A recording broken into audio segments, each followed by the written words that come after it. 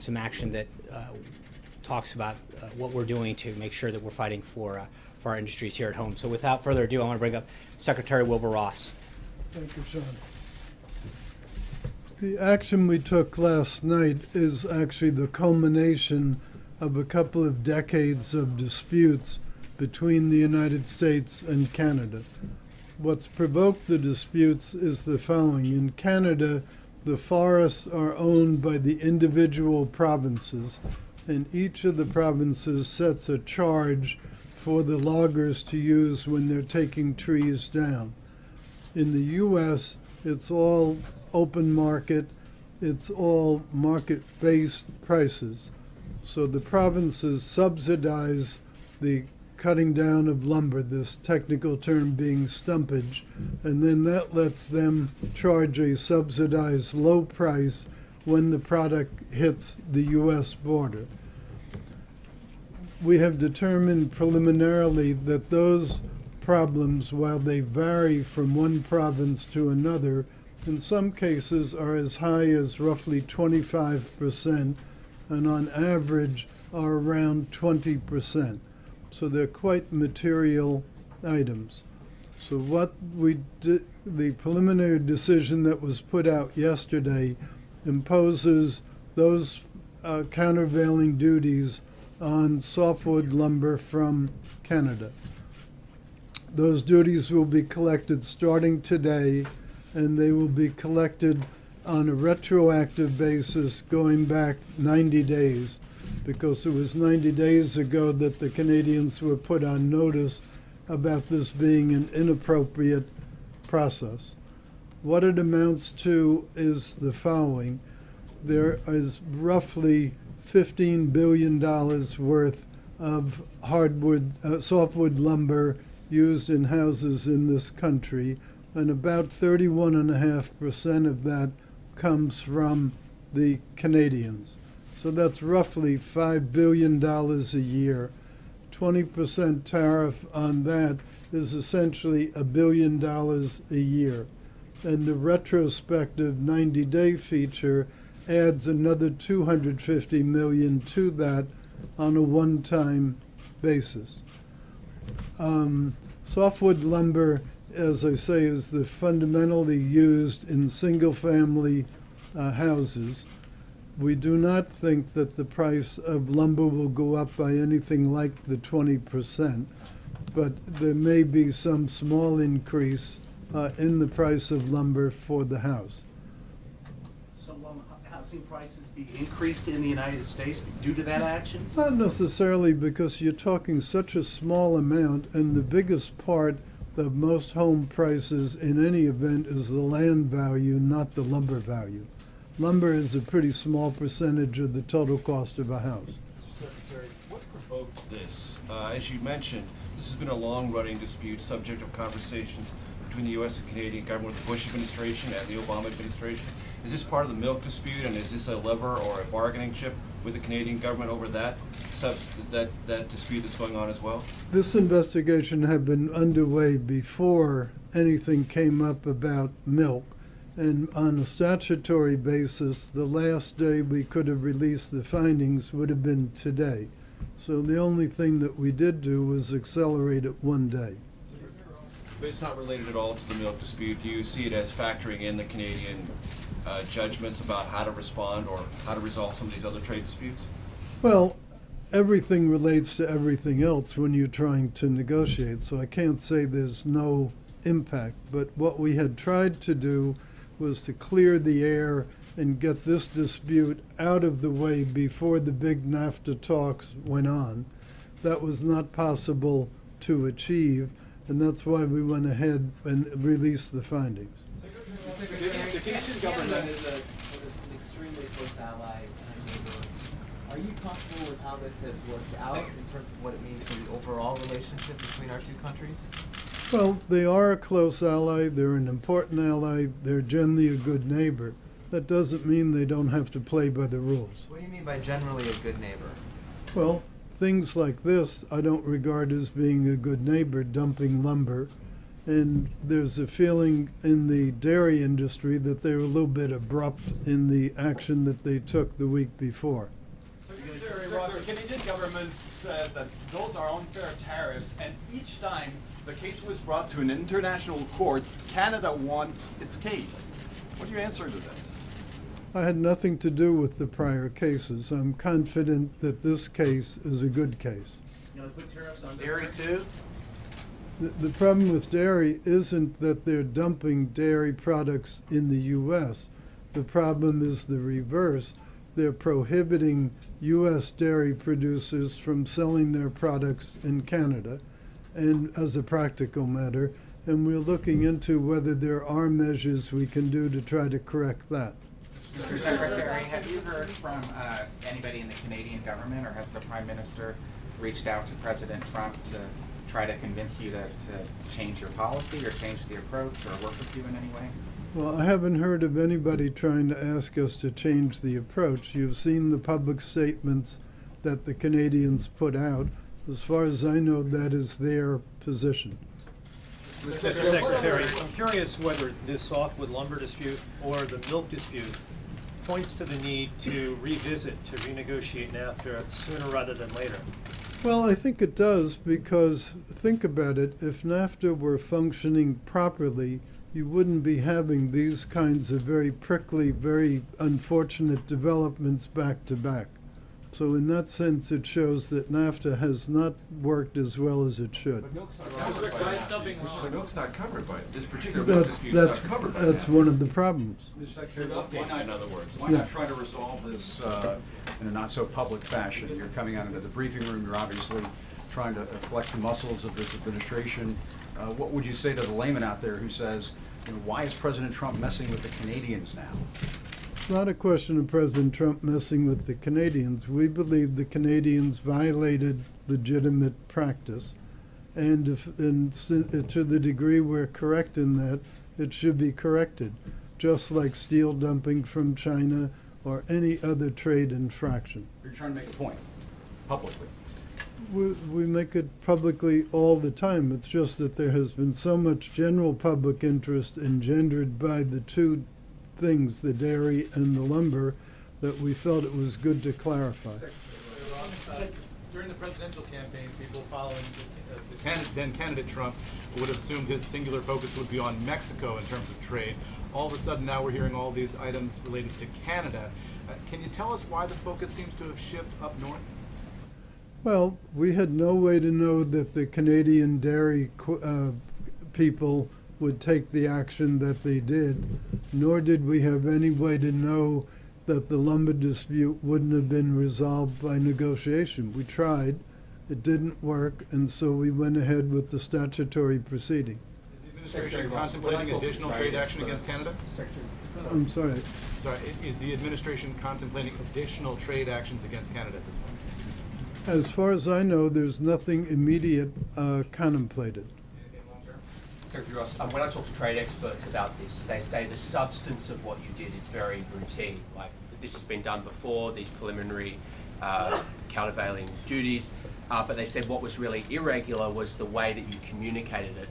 Is this something that you're trying to sort of do as a bit of a PR thing to put NAFTA on notice? How should we read your very aggressive statement? Well, it's not routine. It's not routine in that $1 billion of countervailing duties does not happen every single day. This is a quite large. In the early 2000s, it's happened before. It's not unprecedented. Well, we made the release the way that we made the release. Why did you make it that way? It seemed appropriate under the circumstances. Yes. Mr. Secretary, thank you, sir. Sir, India and America both were, America was the largest trading partner of India, or India was the largest trading partner under Prime Minister Modi. And now we have a new administration with a new thinking and a business administration. Same thing in India, Prime Minister Modi has the same thinking. So what is the future of the trade between US and India, sir? Well, U.S. does not have a free trade agreement with India at this point, so the trade relations between U.S. and India are governed by the WTO rules. There's nothing in the actions we've taken that changes that.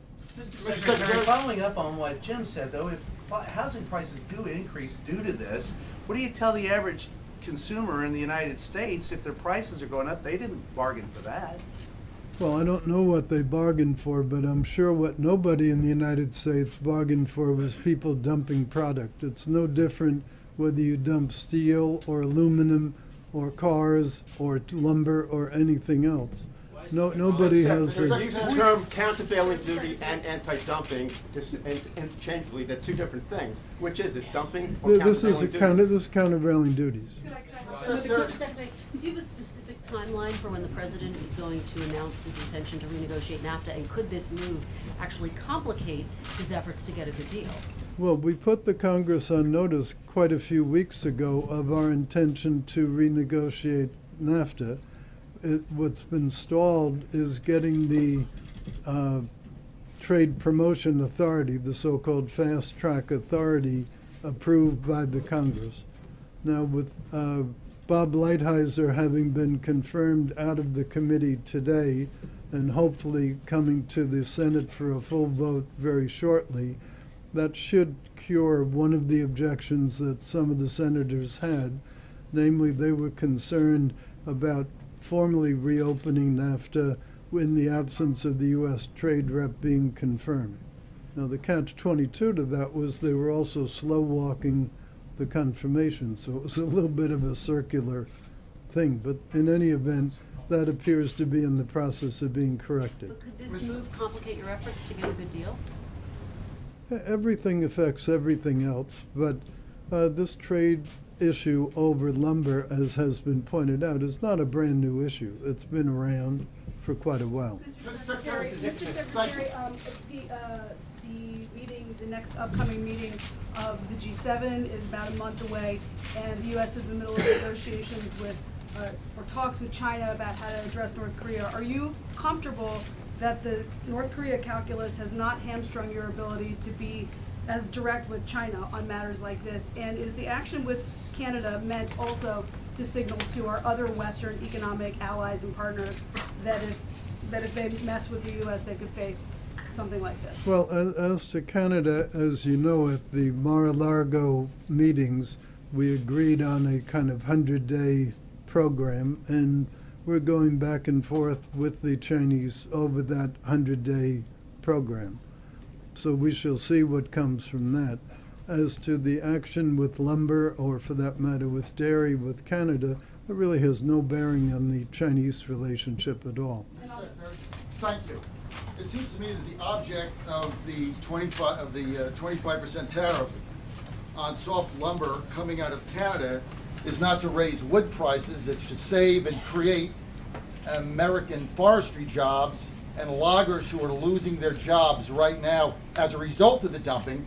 Has the administration done a study? Do you know how many American jobs are going to be saved by this tariff? Well, it's quite a lot of board feet of lumber. Lumber sells for about 38 cents per foot. So if you take all these large amounts, there are about 47 billion board feet of lumber consumed in the U.S. market in a given year. And part of the reason I don't see that there'll be a huge price differential coming in is this only affects 31.5% of that output. The competition among the American producers remains the same. So this is not like suddenly house prices are going to go up 10 or 15%. That's silly. But how many jobs will be created? How many jobs will be created? Pardon me? How many new jobs will be created or jobs will be saved as a result of stopping the dumping? Well, That's the nature of my I don't question. have an exact total, but I can tell you it's in quite a few states along the northern perimeter, going all the way down into Louisiana. So this affects quite a number of people and quite a number of businesses. Mr. Secretary, you're getting bipartisan support at the very least for your actions on softwood lumber. I expect that there'll be bipartisan support on whatever action you take on behalf of the dairy industry as well. I mean, you appear to be laying the groundwork here for your notification to Congress that you'd like to renegotiate NAFTA. Are we correct in reading it that way, that you're kind of paving the pathway here, or at least greasing the skids? Well, the president announced a couple of months ago that he wanted to renegotiate NAFTA. And as I say, it's been stalled in the Congress because to do it effectively, you really need to use the Trade Promotion Authority. I think you're aware of the benefit that gives, which is when it comes to the floor for vote, it's an up or down vote. They can't amend the deal. So it makes it much more probable of getting a deal approved. That's the practical significance of it. So these very public actions that you're taking and being here in the briefing, is that sort of paving the way for promoting that authority? Well, we hope to get as soon as possible the Trade Promotion Authority granted. Only Congress can do that. And so we've been consulting with the staff. I've met, I don't know how many times, but quite a lot of times, both with Ways and Means and with the Senate Finance Committee. And we hope that with the Lighthizer confirmation, that will remove that impediment. Mr. Secretary, do you favor a free trade agreement with India for I'm sorry, couldn't Do hear. you favor a free trade agreement with India? As you said earlier, it doesn't exist between the two countries right now. Do you favor a free trade agreement with India? Oh, any pending trade events with India? Is that the question? Free trade. I don't believe that there have been any serious discussions with India of late on the topic of a free trade agreement. But there's no inherent negative attitude on our part relating that. You mentioned on Thursday, you're going to have an announcement on Thursday that you'll do something similar with aluminum that you did with steel last week in terms of initiating investigations into potential aluminum dumping into the country. Could you talk a little bit about that? Well, I think the right time to talk about executive orders is once they've been issued. Mr. Secretary, this is a high-profile action, even if there's a precedent for similar action in the past. Is there a risk that this could provoke retaliation on the part of the Canadians, and we could see a trade war between the United States and Canada? Well, I know that would be a stimulatory thing for all your readership, but we don't think that's going to happen. So this is isolated, this is dairy and softwood and... We think so, and we certainly hope so, and we look forward to constructive discussions with the Canadians as we get into NAFTA. You don't anticipate any retaliatory action on the part of Canada? It's totally Canada's decision what they'll do. I'm not aware of anything that we've violated, so I don't know what it is that they could do that would be a legitimate action. What if we passed the border adjustment tax? What if that were part of the tax reform package? Well, as I understand it, there'll be some word on the tax reform package from the people who are working on it, so it would be better to address that question to them. While we have you, Mr. Secretary, what about this notion of 3% GDP growth? Is that a fair assessment? Is that something that is realistic? Do you believe it's realistic? Well, I would hope that the growth could, over time, get to be better than that. President Obama is the only president in many that didn't have at least 1 year of 3% growth.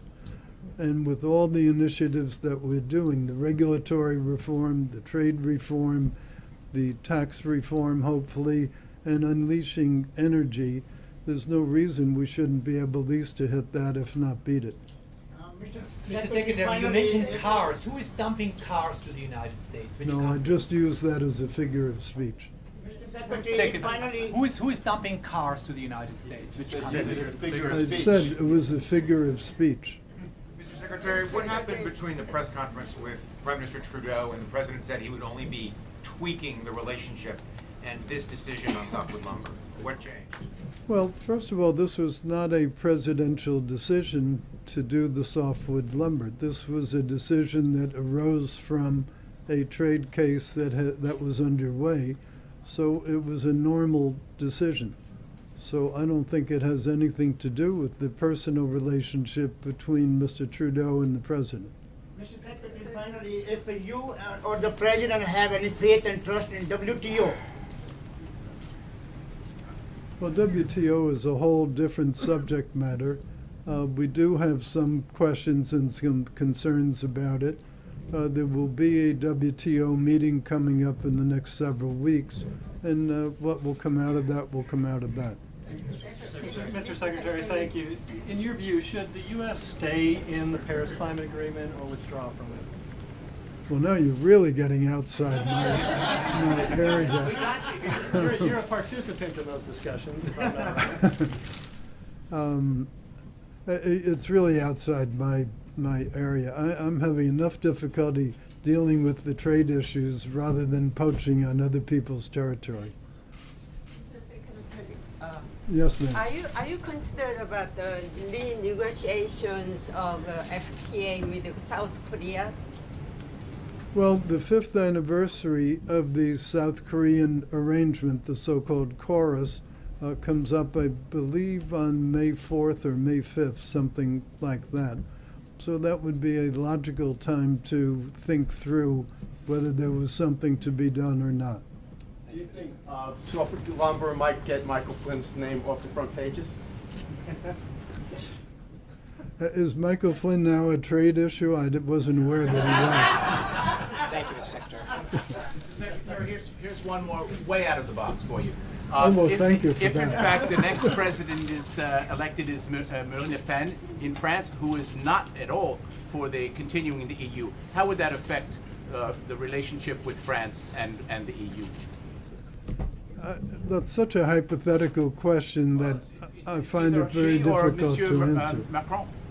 Well, I think let's wait for the French runoff election. Let's see who's elected. Let's see what actions they take, and then we'll be in a position to make a reasoned response to the question.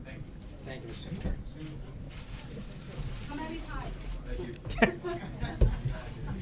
You're always welcome. Come anytime. That doesn't make me feel too good. They said, come back anytime. You're always welcome. He is always welcome. I'm glad you're out of questions because I'm out of answers. Now the Secretary is exhausted, you all. So up on the screens, I know we had a little bit of discussion about this yesterday. This is the landing page for the content of the website that we launched late last night on the President's busy first 100 days. I know that many of you have noted the robust pace that the President has kept during these first 100 days. So it's just a glimpse of some of the action that he's taken and some of the key priorities that he made to the American people. Despite the historic obstruction by Senate Democrats, he's worked with Congress to pass more legislation in his first 100 days than any president since Truman. And these bills deliver on some of his most significant promises to the American people. He signed an historic 13 congressional review acts to clear unnecessary regulations and keep government out of the way of the American people. He's extended the Veterans Choice Program, giving our nation's heroes the peace of mind they deserve, while this administration continues to work with Congress to enact comprehensive reform and modernization at the VA. He's refocused NASA's mission to dream big for American space exploration again, and promoted programs dedicated to encouraging women to pursue careers in STEM fields. All told, he has signed 28 pieces of legislation. And it's not just through legislation that the President has made serious progress on his top priorities. The President promised to enforce our nation's borders. His Attorney General, Homeland Security, and their staffs have been working around the clock to fulfill that promise. He has directed a halt of federal funding to jurisdictions that do not comply with federal immigration laws. He has ordered the hiring of 10,000 immigration and customs enforcement officers and agents and 5,000 Custom and Border Patrol agents. And it's working. Illegal alien border crossings have plummeted more than 61% since January of this year. The world is responding to the leadership that the President is bringing to Washington. In all, during his first 100 days, the President has made 68 calls with 38 different world leaders and hosted a total of 16 bilateral meetings. The President has rebuilt America's standing in the world, and these meetings and calls have led to real action. NATO's Secretary General was here a few weeks ago, and he directly credited the President for his tough talk that was fair but tough as a candidate and now as a President for helping to put pressure on the counties and on the countries that are not contributing their fair share to the alliance. Just last week, Aya Higazi finally came home after the President personally addressed her situation with President al-Sisi. And China continues to take positive steps both at the UN and in other arenas to help us combat the threat posed by North Korea.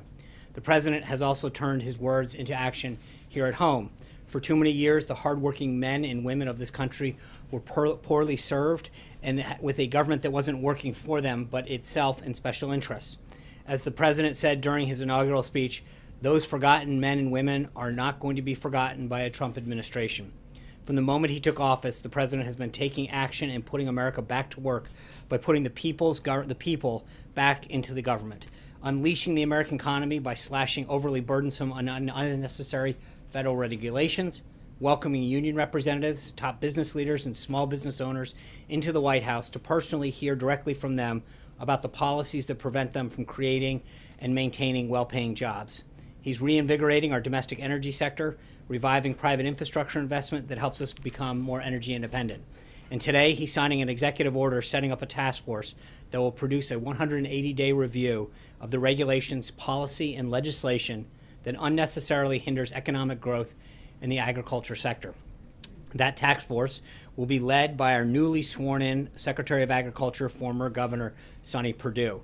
Secretary Perdue, who was sworn in earlier this morning, along with many other cabinet members, will be traveling outside Washington this entire week to share these tremendous achievements with the American people. Small Business Administrator Linda McMahon is in Orlando for multiple events, including a roundtable with Hispanic small business owners. Tomorrow, Secretary Carson will be in Columbus, Ohio, for the 4th stop of his listening tour, where he'll speak to the Ohio Housing Council and meet with local leaders and residents of public housing developments. And Secretary Perdue is getting right to work, traveling to Kansas City, Missouri, Thursday and Friday to visit agricultural facilities and meet with Governor Greitens. The President and his extraordinary qualified cabinet have made incredible progress in just these first 100 days. But this is just the beginning. We look forward to even more prosperity as consumer and CEO confidence continues to rise in the wake of these pro-growth policies. An even safer world from destroying ISIS and other forms of radical Islamic terrorism that threaten our entire globe to keeping our smallest communities safe for American families. And a government that serves the people, not the special interest or personal political alliances. Finally, before I take your questions, I just want to proudly announce that on May 4th, the President will speak aboard the USS Intrepid in New York City to commemorate the 75th anniversary of the Battle of Coral Sea, a major naval battle during World War II in which the United States joined with Australia to halt the advance of enemy forces. That same day at the museum, the President will hold a bilateral meeting with Prime Minister Malcolm Turnbull of Australia. The President looks forward to meeting the Prime Minister and to showcasing the enduring bonds, deep friendship, and close alliance the United States has with Australia.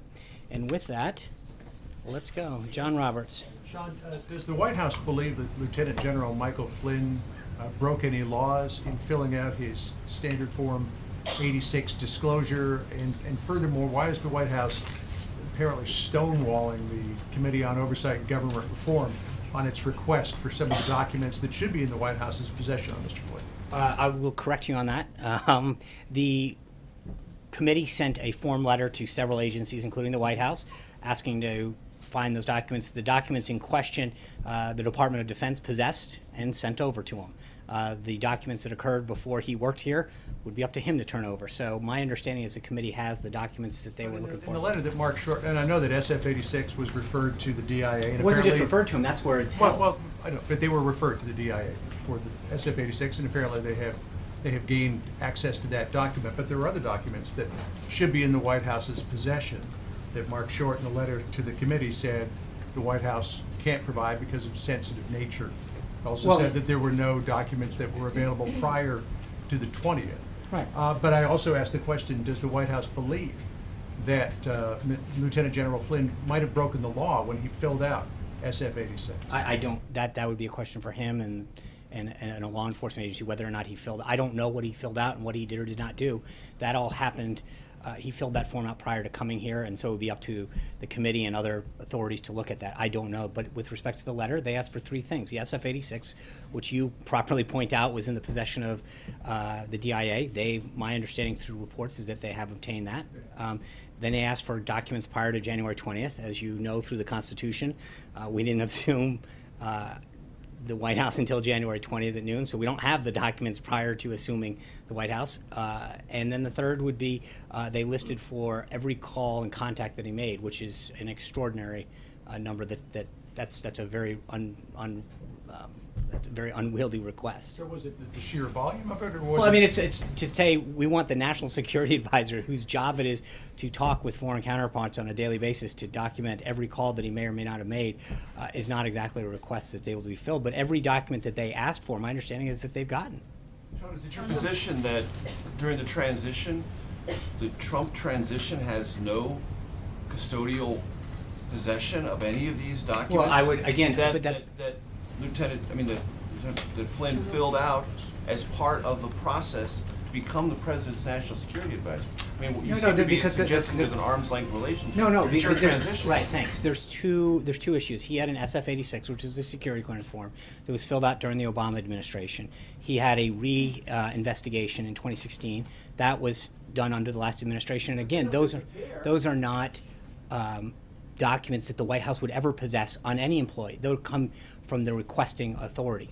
Okay, so And so in that case, again, remember they sent out a form letter to I think 5 or 6 agencies requesting the same documents. The place where the documents that they had questioned did fulfill that request. Right, and I'm just trying to find out from your perspective, is there no obligation, either through the transition or the White House, to do anything more than you have done or has been done in this matter? Everything that the White House has been asked to do, we have made that. The only documents that were made available to them that they asked for were the ones that the Department of Defense had. And how about these calls made when he was working during the transition on behalf of a future President Trump? Aren't those things that you should have some either responsibility or obligation to provide if you can? Well, I think again, it's a question is if you can. When you ask for every call, no, but I think that's a pretty. There is, I mean, that to ask for every call or contact that a national security advisor made is pretty outlandish, if you will. To say that we want to have a list of everything that you know, there is no. But theoretically, but again, the those question, calls were made on behalf of the Trump transition, were they not? When? When he was in the, I mean, this. Look, this period Major, of time- he did not. this We period of started time this that the administration on committees were January questioned. 20th.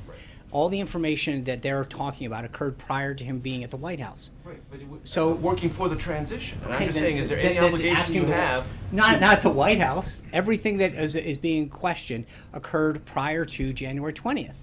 But you actually the delivery of those documents? But you're acting as if you had no custodial or Right, ethical but the responsibility of your own transition. That's all I'm trying No, to no, get at. and I guess the question is that what He was not making calls as a private citizen. He was making it as a future national security advisor. I understand that, and right now to ask the White House to produce documents that were not in the possession of the White House is ridiculous.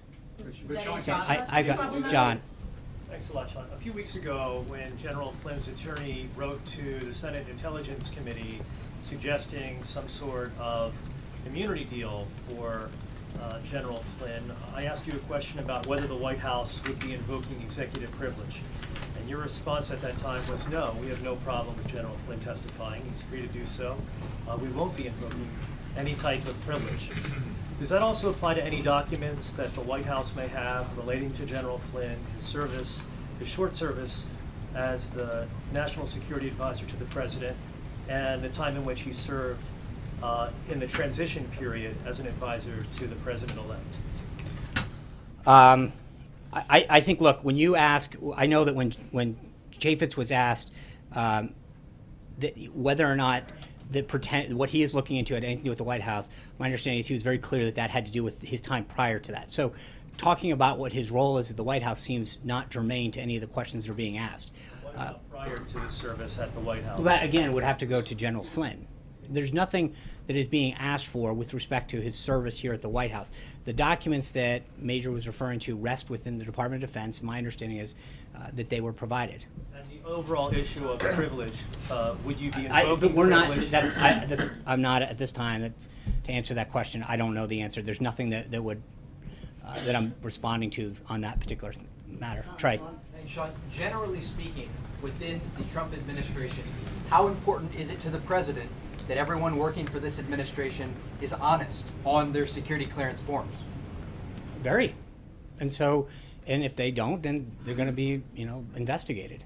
I mean, but you assume, look, everybody fills out forms all the time. All of us, at some point, we sign our name and swear under oath that everything that's done there. So I think each and every one of us in different ways, signs our names and agrees to abide by the information that we provide. Just following up, do you know if the president is aware of the comments that were made by the House Oversight Chairman today? And does he agree at all with the assertion that it seems as though General Flynn was not in compliance with the law? I'm not. And again, that would be a matter for them to look into, not for us. Caitlin. Does the White House consider Mike Flynn's payment from Russia today to be a payment from a foreign government? I don't know. That was, again, all of that occurred prior to his service. Your White House, does this White House consider a payment from Russia today to be a payment from a foreign government? I understand. What I'm saying is everything that he did was prior to coming to this White House. So for us to determine someone else's thing as a consultant. Today, do you consider that to be a payment from a foreign government? I'm sorry, if what? If someone took money from Russia today. If they were an employee of the White House, absolutely. But I mean, again, I don't know the exact circumstances. Everything that is being discussed occurred prior to his employment at the White House, occurred as a consultant. And so whatever he did, as long as he did it in compliance with the law, as every one of us as a citizen has the right to do, that's up to an individual to do and then comply with the law. To follow up on that, why wasn't he more closely vetted during the transition period? Well, again, you fill out forms, and I feel like the White House and the Trump transition team should have known about this before they were having him come to the White House. Well, again, you fill out the forms, you do an investigation, you do a background check. Every employee gets that background check done, and they have a security clearance, and they fill it out, and that's how everyone operates under the same guise. I have two questions, but I want to follow up on that. So you're saying that it's a problem with the process of vetting, the vetting process, and not No, I'm just saying your... that. I'm not saying it's a process of vetting. I'm saying that every single person who comes to work in here at a certain level is required to fill out the same form, an SF-86, and that background check is adjudicated. You rely on that person when they sign their name, and then investigators to pick it up. But there's always going to be in the case of people who had a prior clearance, that between the time that they filled it out and had it adjudicated, they could have engaged in something, and whether or not they updated that or not is always the onus is on the individual. I do want to ask you really quickly about the wall. Yesterday, President Trump reportedly said that he's going to delay pushing the wall through Yeah, he on did the not. Hill. And so can you just clarify Yeah. what the status of that is? Is it Yeah. happening when? Thank you. The president made it very clear, I think he tweeted about this earlier, his priorities have not changed. There will be a wall built. It's important to prevent human trafficking, gangs like MS-13 from coming into the country, the flow of illegal drugs, illegal immigration. There is a national and economic safety issue by having a wall that ensures our country's safety. And there's plenty of planning that can be done in FY17. We're going to continue. Our priorities are clear going into FY17, the remainder of budgeting for that, and we'll continue to ask for more in FY18. So it's delayed for now? No, I until didn't. No. I never. No one said delayed. No. There's a No. There's two budget processes. Right now, we're going to end FY17 this week. We hope to continue to get funding in that, as the president laid out, for both border security and homeland security and national defense, as we've always maintained. And then when we come to FY18, that starts at the end of or beginning of October, the end of September, in that next budget, we'll go for the next group of money. So But you expect partial funding? I think around? we're going to we've made our priorities very clear as we continue to negotiate, and I think nothing has changed on the president's priorities. Can I ask Yeah. one more follow-up on Sure, one more. healthcare? The president has threatened to withhold cost-sharing payments from insurance companies, so is that still the case? He hasn't. I think we've made it very clear that we want to repeal and replace Obamacare, and I think we continue to see there's a prop up right now, and that's why we need to act as soon as possible to get an insurance plan in place, a new insurance plan system in place that will protect people's insurance and not have these skyrocketing costs. But we have an artificially propped up insurance system right now because of these payments, and I think that we've got to make sure that we do everything we can as quick as we can to put a system in place that will solve that. Jonathan. So just to follow up on the two big topics, the wall and on Flynn. First, on the wall, just want to be clear.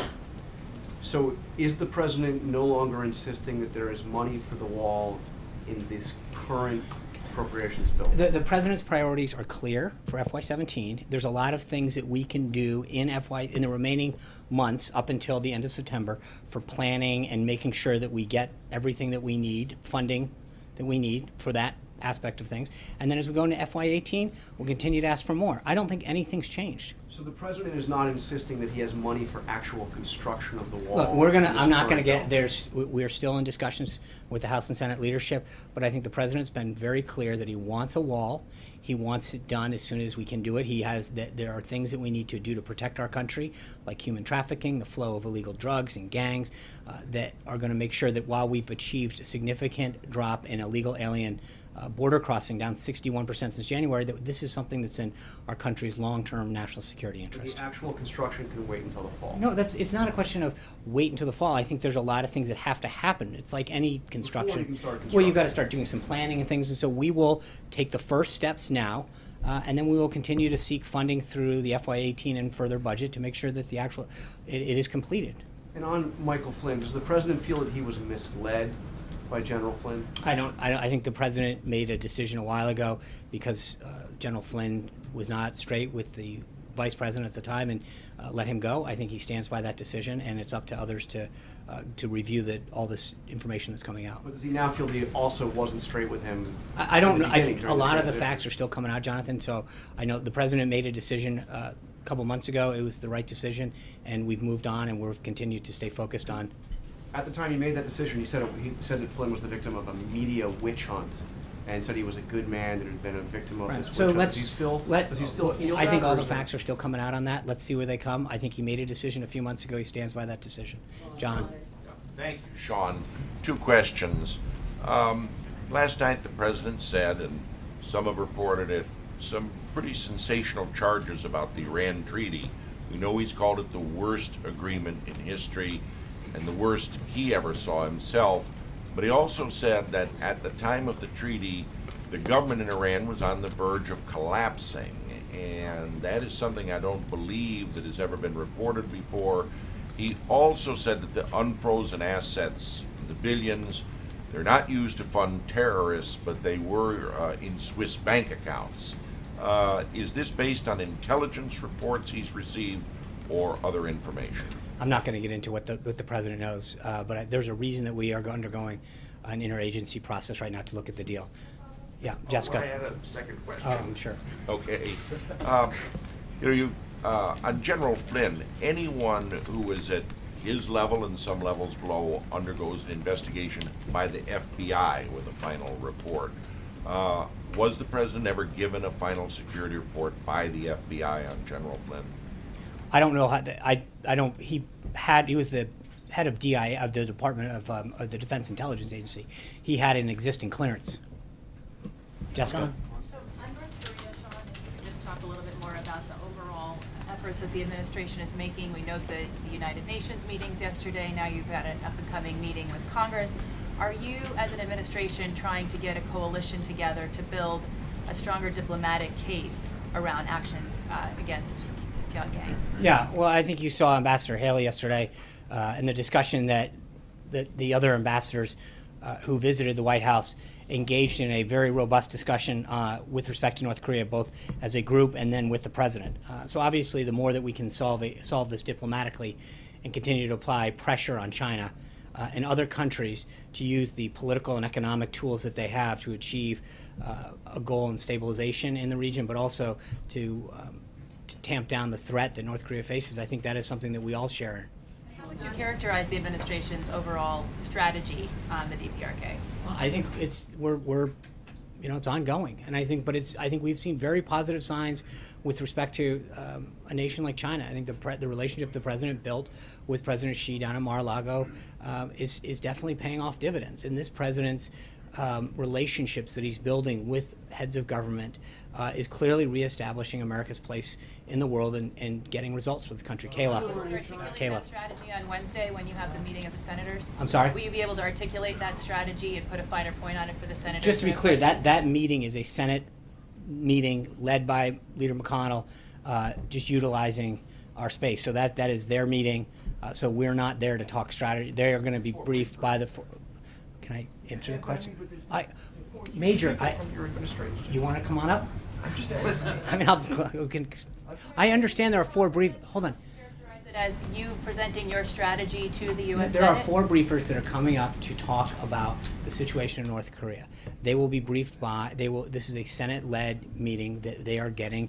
Those 4 briefers will share to them the current situation in North Korea. Kayla. Strategy to be articulated, though? Huh? So the senator should not